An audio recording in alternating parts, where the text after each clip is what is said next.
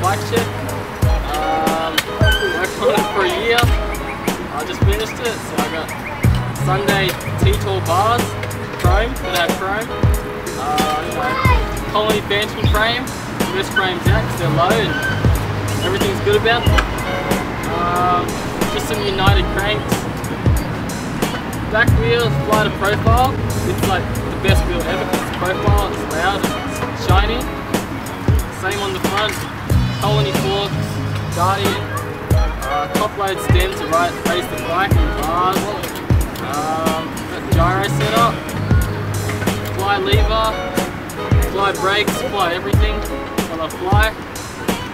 Just some Colony pedals, Colony sprocket, and yeah, even got some fancy crown caps. And, yeah, the green grips, everyone hates them, but I like them because they're green. And yeah.